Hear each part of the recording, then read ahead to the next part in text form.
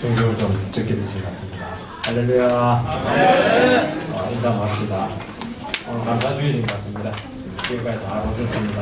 앞으로 더 잘하겠습니다.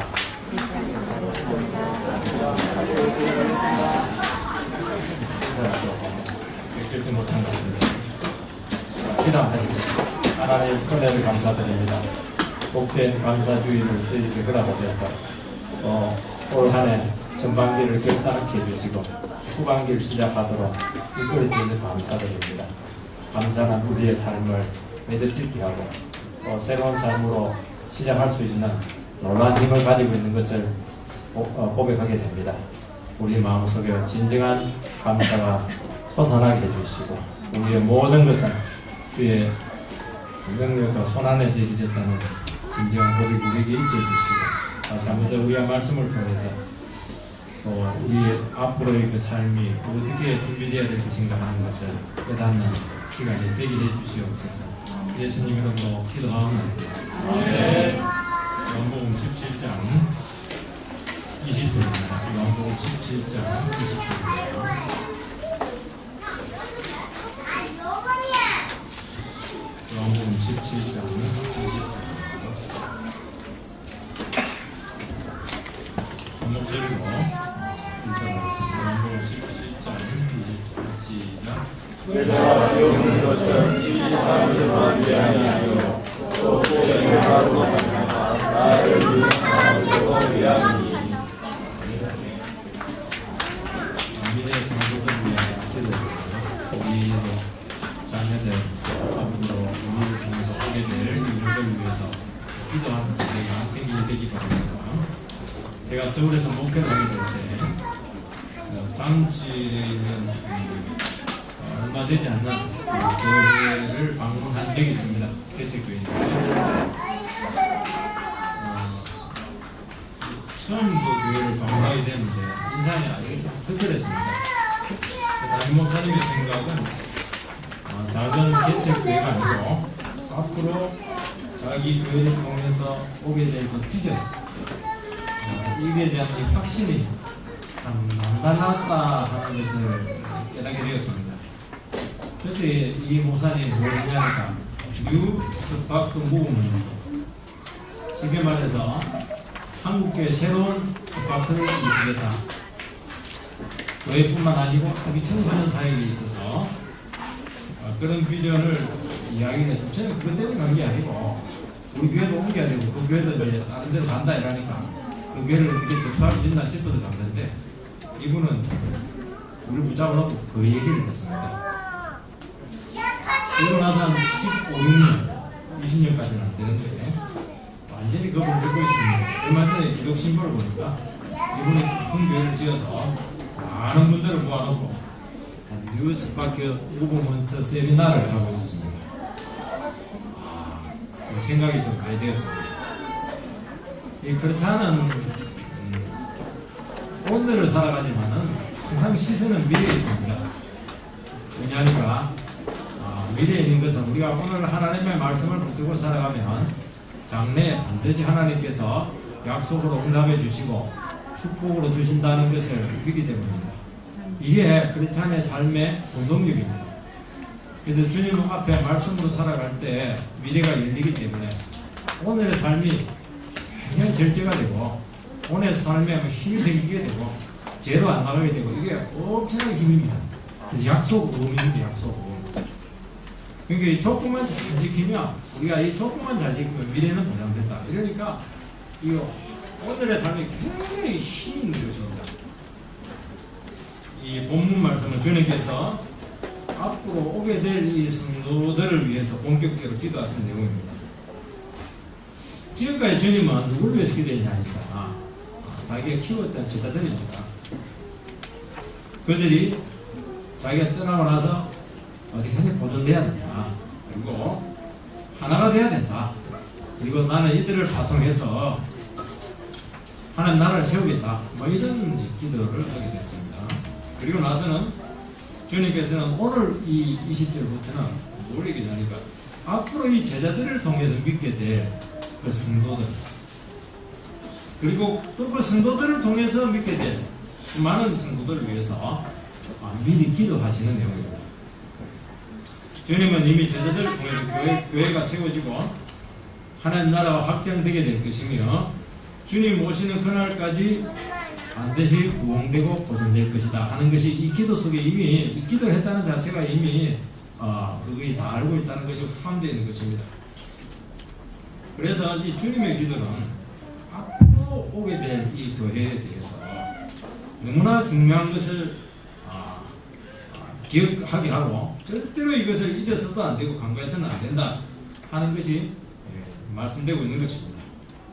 그게 뭐냐니까 그들이 거룩이고 그들이 연합되는 것이고 계속 하나님의 영광 가운데 살아가는 대충 한 서너 개만 봐도 이 정도로 요약이 될 수가 있습니다. 첫 번째는 앞으로 오게 될 성도들을 위해서 기도하신 내용입니다. 20절 말씀을 보면 내가 비옵는 것은 이 사람들만 위함이 아니요 그들의 말로 말미암아서 나를 믿는 사람들도 위함이니 주님은 제자들만을 위해서 기도한 것이 아니고 제자들의 전도와 선교를 통해서 믿게 될 미래의 영혼을 위해서 기도한다 이렇게 말씀하십니다. 앞으로 올 그 성도들은 있지도 않은 열매들이고 그들을 두고 이렇게 기도를 하십니다. 주님은 이미 미래에 오게 될 수많은 영혼들에 대한 이 추수를 지금 생각하고 있는 것이고 그리고 하나님 나라의 부흥과 확장을 지금 소망하고 있는, 바라보고 있는 것입니다. 그러니까 주님이 맡고 있는 제자들만 능력의 종으로 세워지는 것이 아니고 이들을 통해서 실현될 엄청난 영혼의 추수 하나님 나라 축복에 대한 이 기대를 가지고 지금 기도하고 있는 것입니다. 예수님이 요한복음 4장에 보면 이 사마리아 지역을 통과했는데 5 남자를 두었던 이 사마리아 여성과 만나서 이야기를 합니다. 상당히 신기한 이야기를 하면서 그 여성이 회개하고 돌아오게 됩니다. 그리고 나서 어떻게 하냐니까 예수님께 특별한 말을 합니다. 봐라, 밭을 봐라. 지금 휘어져 추수할 때가 되었다. 그런데 일꾼이 없다. 그런 이야기를 합니다.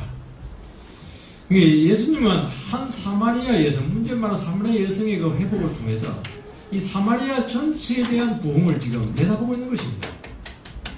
문제는 뭐냐니까 준비된 일꾼이 없는 것이죠.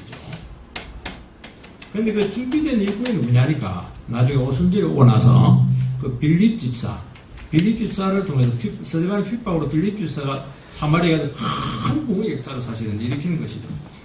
지금 예수님 눈에 봤을 때는 한 영혼의 회개가 나왔는데 예수님은 그게 아니에요. 사마리아 전체에 대한 지금 부흥을 바라보고 있는 것입니다. 마찬가지예요. 우리 한국에 왔던 그 선교사님들 보면요. 여러분 그 선교지에 보면 조선의 마음이다. 그 시들 아마 여러분들이 아마 읽어봤을 겁니다. 저들의 마음을 어떻게 열 수 있냐고. 조선의 마음을 어떻게 알 수 있냐고. 그렇게 언더우드 선교사님 같은 경우에 그 정말 기도하고 이렇게 했습니다. 그래도 그들은 어떻게 하냐니까.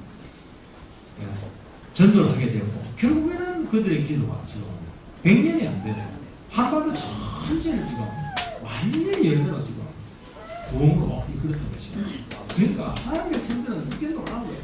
명령을 체포한데도 불구하고 지금 눈은 안 되는 것입니다.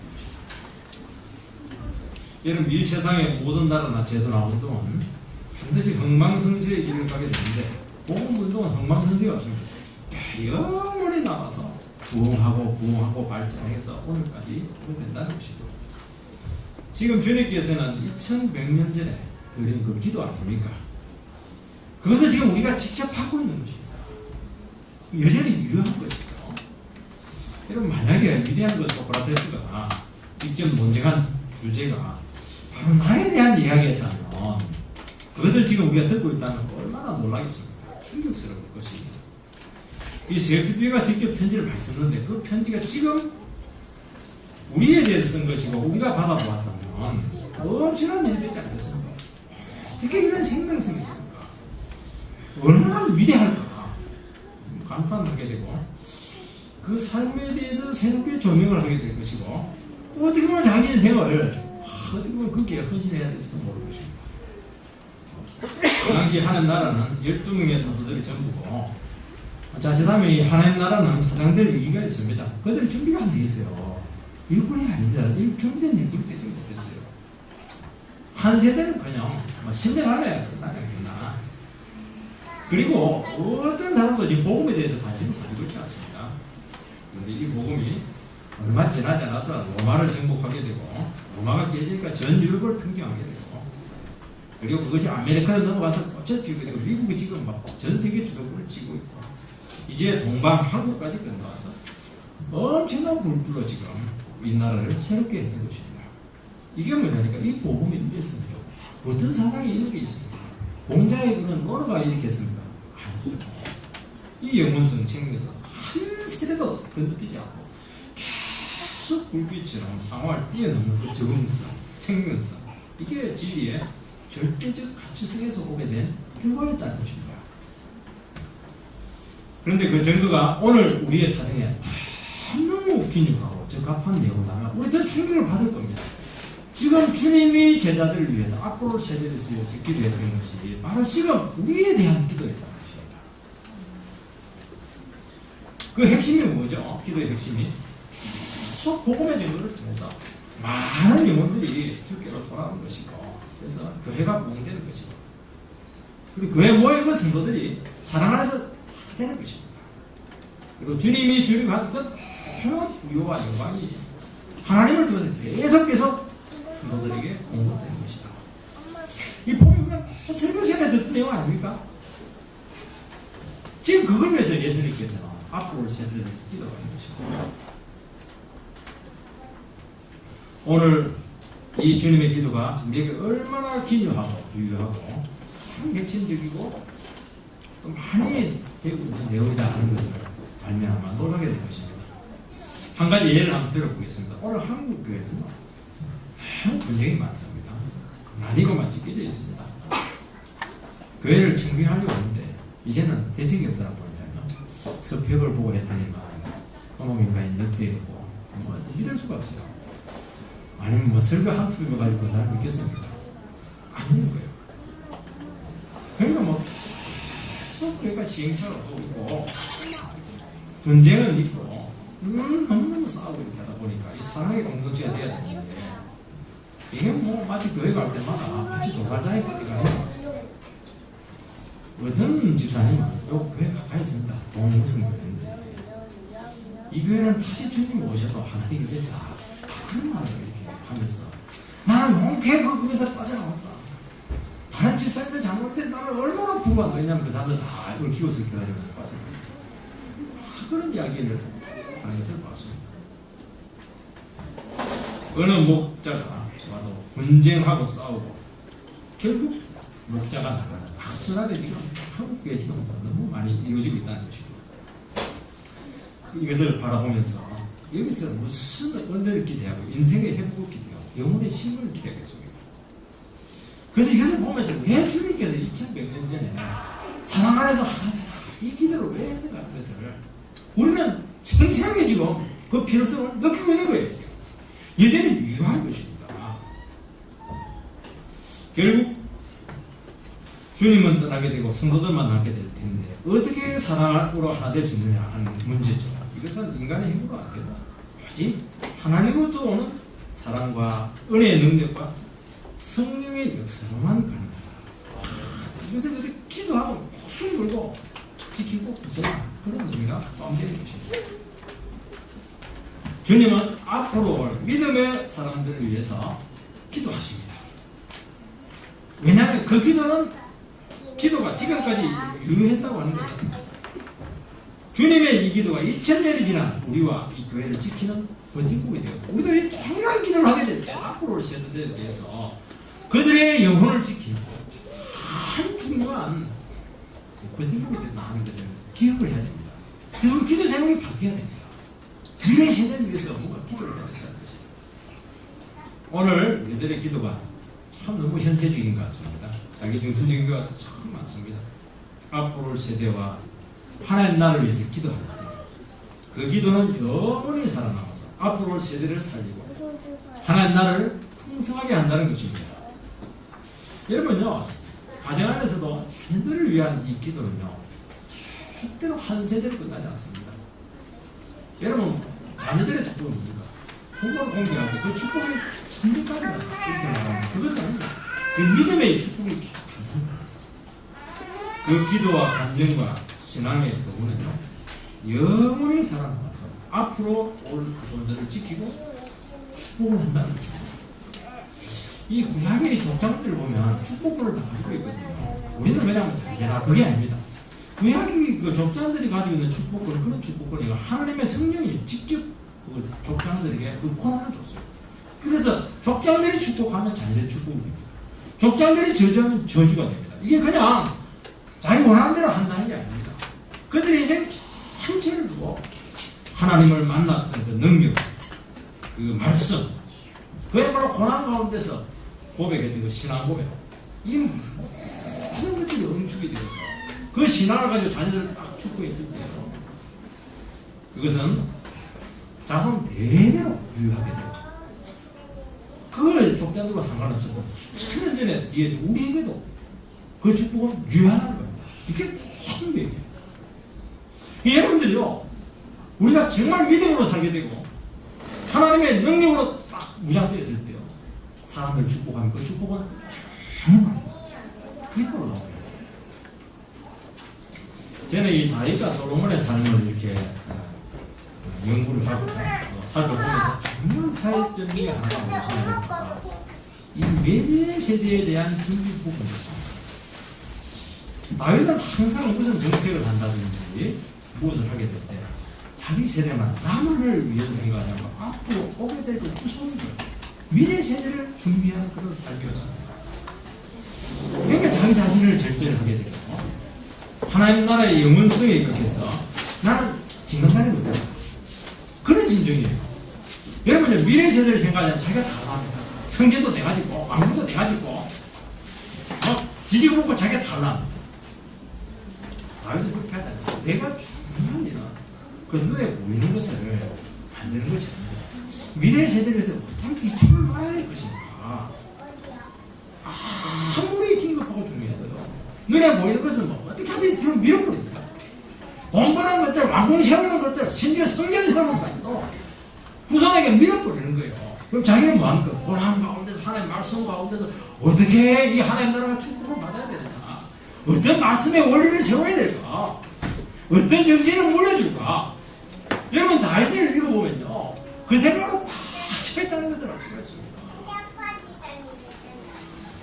그래서 자기 자신은 미래 세대를 위해서 차곡차곡 장작을 쌓아야 되겠다. 이 솔로몬은 이런 다윗의 자손의 아들이기 때문에 너무 많은 축복을 받게 되는데 자기 대에서 끝나면서 아들 때부터 문제가 바로 생기게 됩니다. 왜냐하니까 솔로몬은 이 미래 세대에 대한 준비가 굉장히 부족한 사람이었어요. 자기가 그냥 장사다 했고요. 자기가 축복을 다 받아버리고 자기가 다 누워버리고 아버지가 쌓아놓은 장작을 자기가 다 태워버렸어요. 더 쌓아야 되는데 이 장작은 태우라고 주는 게 아닙니다. 물론 세상 장작은 태워야 되지만 하나님은 안 돼요. 장작은 미래 세대를 쌓아야 되고 그것도 자기가 태우는 게 아니에요. 하나님이 태우게 하는 겁니다. 자기가 다 그래서 다 써버린 거예요. 이게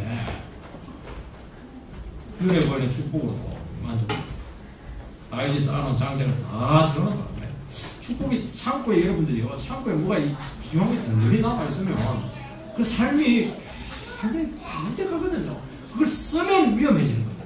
그걸 가지고 있는 거예요. 통장에 가지고 있는 거예요. 자기가 다 써버린 거 아들 돼가지고 쓸 게 하나도 없는 거예요. 나라가 두 개도 나온 적 없고 고통을 그렇게 많이 당했던 것입니다. 오늘 우리 세대는 우리 부모 세대들의 그런 열정과 수고와 아픔 속에서 만들어지는 세대입니다.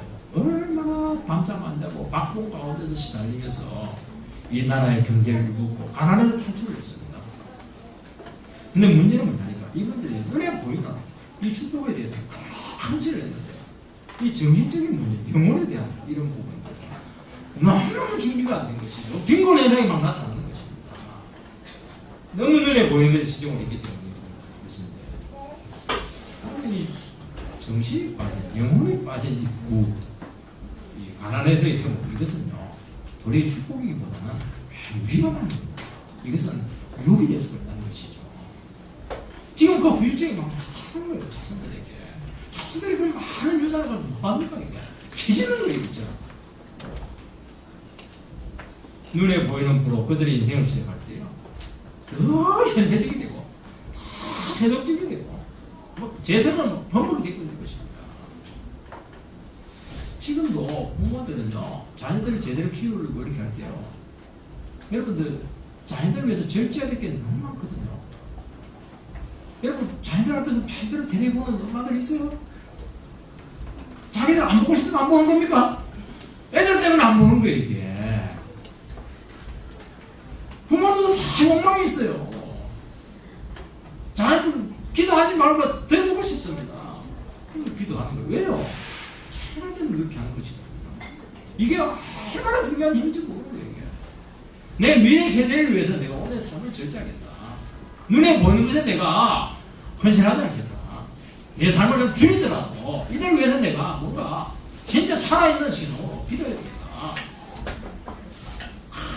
이거죠. 이게 문제니까 이게 미래 세대를 준비하는 부모 세대들의 마음의 자세라는 것입니다.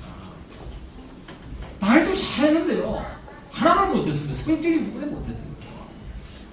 그렇게 하니까 이 성공이요. 자녀들에게 너무너무 치명적인 데미지를 가져왔던 것입니다. 그렇게 한 부분에 탁 터져가 이게 그냥 자녀들 전체를 너무너무 고통으로 만드는 것입니다. 여러분 제가 우리는 이 전도도 하기도 하고 바뀌어진 영혼들의 책임을 지게 됐대요. 참 그 영혼이 귀하다는 것을 알게 됩니다. 여기서 끝나면 안 되고 앞으로 하나님이 그들을 영혼을 통해서 계속 축복과 역사가 나타나는 것을 기대하게 되는데 이게 없을 때는 한 세대를 느끼지 못합니다. 제가 이 어린 사역을 서울에서 하게 되었는데 이 교회 주위에 보니까 무허가 판자촌이 상당히 몇백 가고 있어요. 몇백 가고. 거기 있는 애들이 많이 전도가 돼서 왜냐하면 간식을 많이 주니까. 어린 사역을 하면서 제가 느낀 게 뭐냐니까 어린 사역은 씨만 뿌리고 절대로 거둘 수가 없구나. 쟤는 막 씨만 뿌려야 돼요. 남 좋은 일 다 시키는 거예요. 쉽게 우직으로 표현하면. 그래서 참 어린 사역에 헌신하는 사역자가 없다는 것을 그때 제가 어린 사역을 하면서 깨닫게 되었습니다. 이 어린 영혼들에게 기도할 수 있는 것은 아무것도 없었죠. 그런데 주님이 한 가지 마음을 제게 주었어요. 이들을 위해서 전도하고 신망하고 가르치면서 앞으로 이들을 통해서 나타나게 될 하나님께서 하시니 이것이 기대가 되면서 정말 못 배우고 가난하고 버릇없는 이런 영혼들을 위해서 내 인생을 헌신해도 전혀 아깝지 않겠다 이런 고백을 시원했습니다. 전혀 아깝지 않더라고요. 몇 명 되지 않는데 수십 명 되겠죠. 전혀 길들지 않고 거의 오래 싸웁니다. 예배 드리면요 지들이 더 시끄러워요. 자기들 치고 싸우고 난리예요. 제가 또 가만히 그걸 봐줄 수가 없어요. 그런데 그들 보고 있으면요 배가 아프고 듣든 안 듣든 막 마음속에 막 감동을 받게 나는 것이죠. 이게 뭐냐니까 수년 동안 어린 사역을 지탱했던 그 힘이었고 그들을 사랑할 수 있는 동력이 된 것입니다. 이게 미래를 바라보니까 현재를 극복할 수 있다는 거예요. 주님은 제자들에게 주신 약속과 축복이 계속되기를 진심으로 소망하셨습니다. 위대한 말씀, 위대한 삶이라는 고백은 그 현장에 있는 영혼들만 듣고 받기는 너무 아까울 때가 많습니다. 이 기도와 말씀과 삶은 계속 남아서 다른 영혼, 앞으로 오게 될 영혼들에게 계속 되기를 지금 소망하고 있다는 것입니다. 이 주석 중에서요, 존 칼빈의 주석이 있습니다. 이 존 칼빈의 주석은 다른 주석하고 달라요. 다른 주석은 정말 주석을 써야겠다 이렇게 생각해서 정교하게, 조직적으로 단락을 넣어서 이렇게 합니다. 그리고 원어부터 해가지고 한국으로 잘 됐어요. 근데 이거 정교하지도 않고 조직적이지도 않고 왜 그렇게 하냐니까 신학생들에게 강요하는 겁니다. 신학생 듣고 보니까 이 내용이 괜찮거든요. 전부 다 수기를 기록해서 편집한 것이 양이 많아요. 편해야 다 읽으려고 합니다. 그러니까 단락이 어떻게 나느냐. 한 강의가 끝나면 한 단락이 끝나는 거예요. 이 강의가 끝났다. 이렇게 되는 것입니다. 중간에 그냥 성경이 반토막이 나는 것입니다. 그러면 다음 강의하면 또 시작해서 앞에부터 요약을 하고 자꾸 이 분량이 이루어지는 것이죠. 근데 그 주석이 성경적인 교회를 500년 이상 지켜주었고, 이 주석이야말로 성경의 권위를 바르게 세웠고, 이 주석을 참조해서 설교를 준비할 때마다 막 하나가 넘쳐질 것입니다. 한번 나와요. 오늘 우리들은 앞으로 올 세대를 위해서 무슨 기도를 해야 되겠습니까? 어떤 믿음과 삶을 남기게 되는가 하는 것은 우리 모두에게 주어진 숙제고, 지금부터 그것을 고민해야 됩니다. 저도 오늘 복되게 할까? 우리 가정을 그냥 이렇게 평안하게 만나, 그게 아니에요. 지금 제일 중요한 것은 나의 삶을 통해서 앞으로 세대들에 대해서 내가 어떤 직분단을 하나 놓고 가야 될 것인가 하는 문제인 것입니다. 이것만 가지고 있어도요, 오늘 우리들의 삶이 근본적으로 달라지게 되는 것입니다. 이것이 우리 영혼을 지켜줄 거예요. 이것이 우리 영혼을 최고의 가치 있는 삶이 되게 할 것입니다. 오늘을 절제할 수 있는 힘이 생기게 될 것이고, 사랑의 능력이 나온다는 것입니다. 당장 오늘의 필요를 위해서 살 수 없을 것이고, 지금 하나님 나라 축복이 계속되는데 초점이 맞춰지게 될 것입니다. 이게 뭐냐면 하나님 나라에서 기초를 얻는 것이거든요. 여러분, 설립자라든지 창립자들은 고생을 굉장하게 열매가 없어요. 왜냐하면 기초를 쌓는 거예요. 기초는 왜 보이지 않고 안 보이죠. 정신, 말씀의 원리, 이게 세우려고 하면 이게 길이 없기 때문에 길을 만들어내야 되거든요. 그러니까 고생을 참 많이 하는 것입니다. 주님은 지금 미래 세대를 위해서 우리 무엇을 하냐? 그걸 하라는, 길을 내라는 것입니다. 지금 뭐 에베레스트 산 같은 게 뭐 모든 사람들이 다 올라간다고 그래요. 요즘은 정상 개념도 바뀌었다고 합니다. 요즘은 사람들이